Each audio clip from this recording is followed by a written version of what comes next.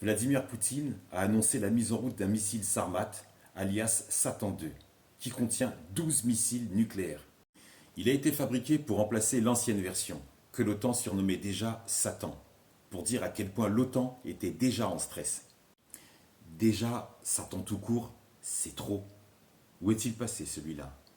Satan 2 peut parcourir 10 000 km, dispose d'un système furtif doué pour le rendre invisible et passer aux yeux des radars, et détruire aussi un territoire grand comme 551 000 km², la France.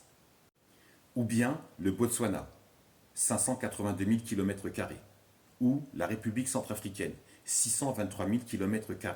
Sauf que Vladimir Poutine ne vise aucun pays du grand continent. Il est en bras de fer avec l'OTAN et ses partenaires, donc aussi l'Union européenne. 50 mégatonnes, 2000 fois plus puissantes que Nagasaki et Hiroshima. Vitesse de pointe, 7 km par seconde. Imagine une lancée de Moscou à Londres en 6 minutes et il n'y a plus personne. À Kiev, ils sont chauds. À la CIA, ils sont plus que chauds bouillants.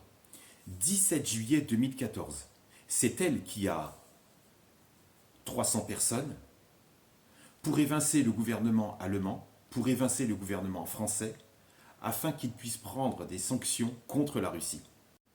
Pourtant, Google dit le contraire.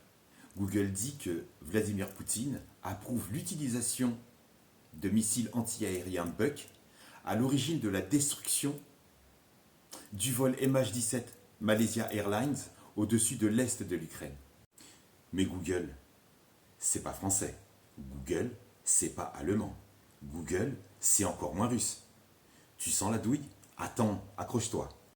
Le gouvernement allemand, le gouvernement français savent qui a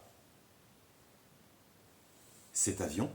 Ils sont encore tétanisés et ils se résignent d'indiquer qui est le véritable assassin.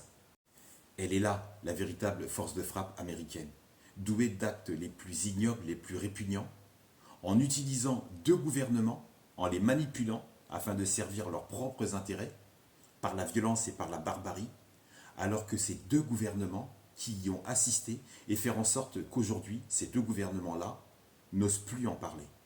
Que la paix soit avec toi.